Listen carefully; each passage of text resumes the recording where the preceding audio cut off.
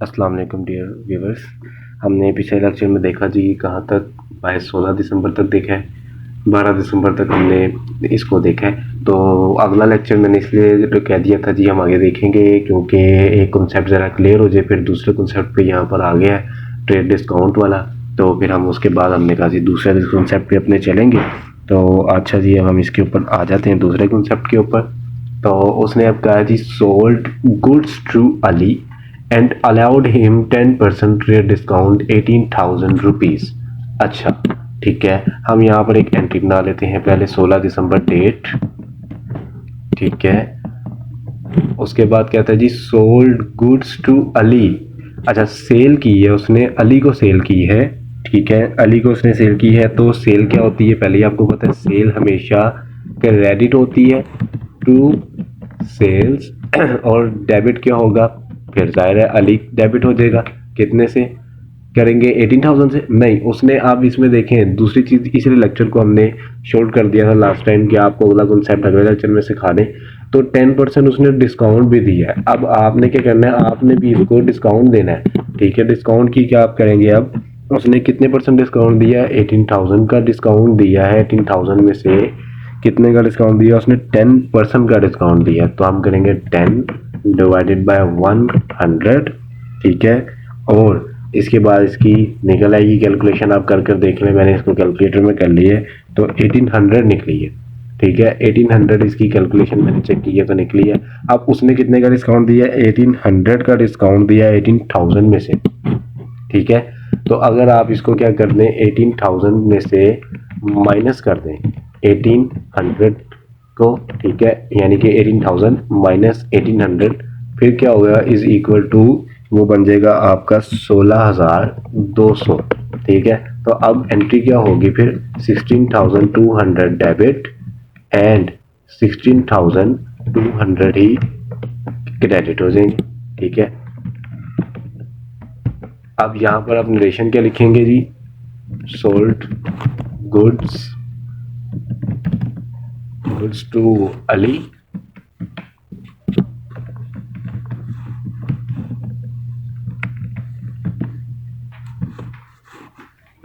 ठीक है eight 10% discount,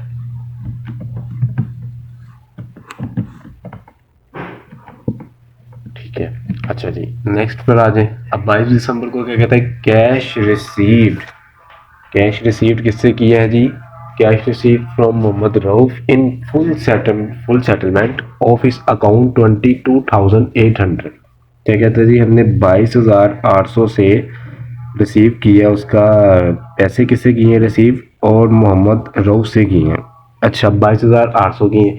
अच्छा अब थोड़ा सा ज़रा देखें कि हमने फुल सेटलमेंट जब उसने कह दी है, इसका मतलब है हमने पहले इसको कोई चीज़ सेल की है तो इसने हमें पैसे दिए हैं। अच्छा देखें जी कोई है, ये है sold goods to mister Rauf 24,000। अच्छा 24,000 की हमने उसको सेल की थी, हमने उसे 24,000 लेना था, हमारा रिसीवेबल कितना था, 24,000।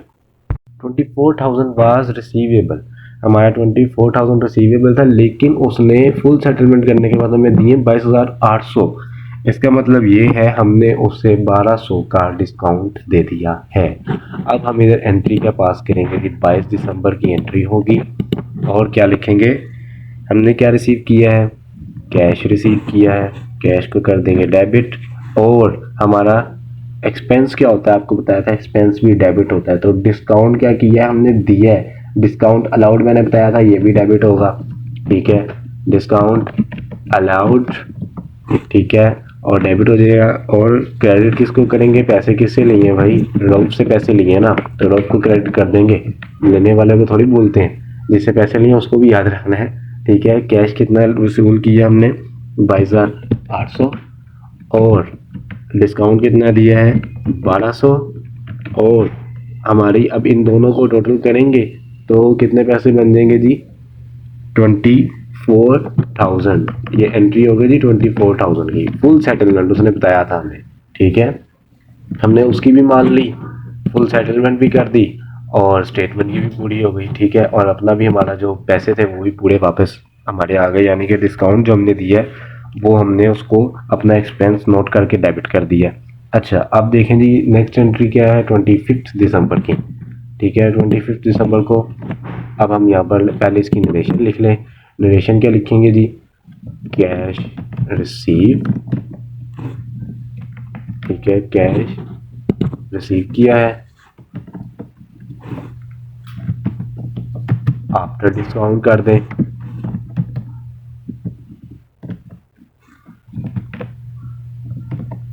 नेक्स्ट पे आ जाएं। अच्छा अगली एंट्री है जी ये वाली 25 दिसंबर की। 25 दिसंबर को क्या कहता है, चेक कर लें। 25 दिसंबर को cash paid to Zulfiqar 5700 allowed discount 300। Cash पे किया जुल्फकार को हमने और उसने हमें ही अलाउड डिस्काउंट। स्टेटमेंट को पहले पढ़ा करें, समझा करें। उसने हमें डिस्काउंट अलाउ किया है, तो उसने किया है तो हम, मैंने आपको बताया था डिस्काउंट जब हमें रिसीव होता है फिर वो क्या होता है, क्रेडिट होता है। ये नरेशंस मैंने जो है ना उसकी नेचर जो है आपने पिछले लेक्चर में बताया था, मैं लेक्चर का लिंक डिस्क्रिप्शन में दे दूँ ताकि आप वहाँ से भी देख सकें जिन्होंने नहीं देखा। अच्छा जी, अब यहाँ पर एंट्री क्या होगी, जुल्फ़िकार हमारा डेबिट हो जाएगा, जुल्फ़िकार। और क्रेडिट क्या करेंगे, रिसीव किया ना भाई, टू कैश। अच्छा रिसीव नहीं किया, पे किया, कैश पेड टू जुल्फ़कार, तो कैश क्या होगा, क्रेडिट हो जाएगा। कैश पेड टू जुल्फ़कार, ठीक है, कैश भी क्रेडिट हो गया। अब मैंने आपको बताया था डिस्काउंट भी फिर क्रेडिट ही होगा। ठीक है, जुल्फ़कार कितने से होगा जी, 6000 से।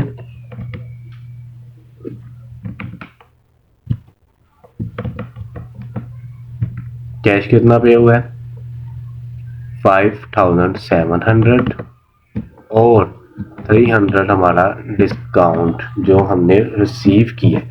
ठीक है, अब देख लें जी 6000 ये पूरा हो गया और 6000 यहाँ से हमारी इक्विवेलेंट एंट्री पास हो गई। मैंने पहले लेक्चर में ये बताया था कि हमारा debit is always equal to our credit. अच्छा जी, नेक्स्ट एंट्री पर आ जाए। 28 दिसंबर की एंट्री क्या है, 28 दिसंबर यहाँ पर पहले नरेशन लिख लें। नरेशन क्या लिखेंगे जी, discount received and cash paid to Zulfikar लिख लें। ठीक है, ये बता दिया, आप लिख लीजिएगा। और यहाँ पे हम इसको यहाँ पर आगे चलते हैं जी, cash paid for purchases at stationery 750। अच्छा 28 दिसंबर को हमने क्या किया है, स्टेशनरी परचेज की है, तो उसके एवज हमने कैश लिए है। तो परचेजेस क्या होती हैं, परचेजेस हमारी डेबिट होती है एज यू नो। ठीक है, परचेजेस डेबिट और टू क्या हो जाएगा, कैश हमारा क्रेडिट हो जाएगा। कितने से जी की है हमने, देख लें स्टेशनरी 750 से, तो 750 इधर और 750 इधर। अच्छा अब इधर वो नरेशन जो है वो लिख लें, क्या लिखेंगे जी, परचेज स्टेशनरी। ठीक है, स्टेशनरी परचेज की है, क्या किस पे की है जी, कैश पे की है। स्टेशनरी परचेज फॉर कैश कर दें। अच्छा जी, अब आ रहे नेक्स्ट पर। नेक्स्ट क्या है, 31 दिसंबर की है, पेड ऑफिस रेंट, यहाँ पर इसको लिखें।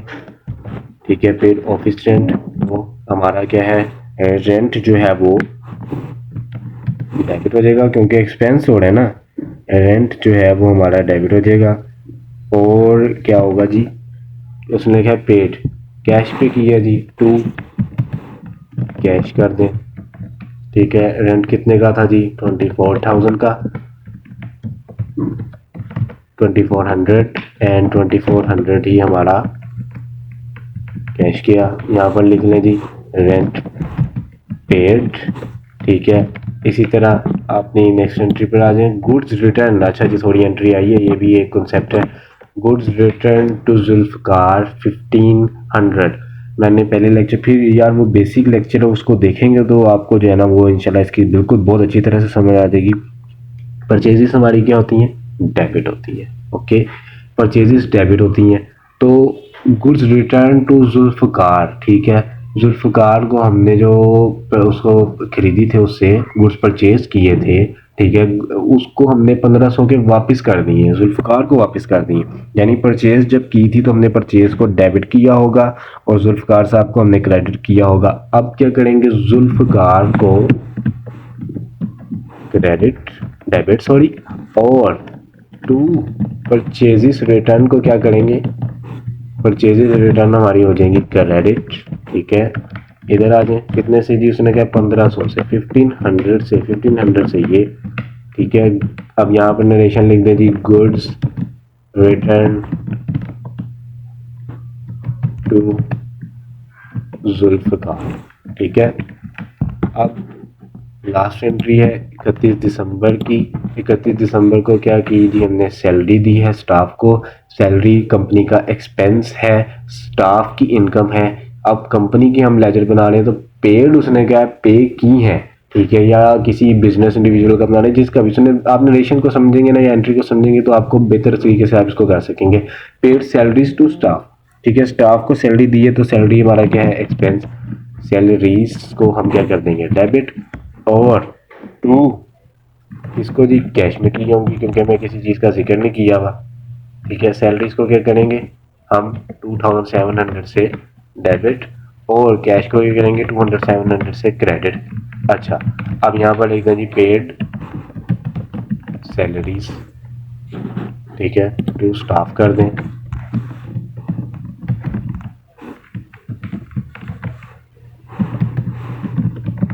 Okay fine. अच्छा जी, अब ये हमारा जनरल लेजर जो है ना वो बन गया है। अब मैं आपको दिखा दूँ इसकी जो हमारी ये किस तरह से बना हुआ है।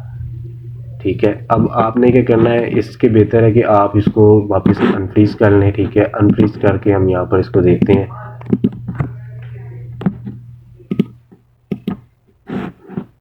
ठीक है जी, अब अनफ्रीज हो गया। अब आपने क्या करना है, इसको बॉर्डर लाजमी देना। ठीक है, आपका पता चले जी लेजर है वाकई। ठीक है, जहाँ तक ये बना है इसको बॉर्डर लाजमी आपने देना। अगर आप अपनी कॉपीज पे बना रहे हैं इसको अपनी कॉपीज पे बना सकते हैं। अगर आप इसको इसके ऊपर बना रहे हैं एक्सेल के ऊपर तो आप एक्सेल पे भी इसको बना सकते हैं। ये देखें जी, ये आपका एक प्रॉपर जनरल लेजर तैयार हो गया है। ठीक है, इसको यहाँ पर जो हमने इसको नहीं दिया हुआ है कॉमा के बाद, इसको अकाउंटिंग फॉर्म में नहीं लिखा हुआ, आप इसको अकाउंटिंग फॉर्म में लिख लें। ठीक है, इसके भी दो तरीके होते हैं अकाउंटिंग फॉर्म में लिखने के, लेकिन वो मैं आपको अगले लेक्चर में फिर किसी वक्त बताऊंगा। ठीक है, और ये आपके पास सारा आपका लेजर तैयार हो गया है। पता लग रहा है जी एक प्रॉपर हमने वर्किंग की है, एक लेजर तैयार हो गया है। आने वाली न्यू अपडेट के लिए बेल आइकन पर क्लिक कर दें, और अगर अभी तक मेरे चैनल को सब्सक्राइब नहीं किया तो सब्सक्राइब के बटन पर क्लिक कर दें।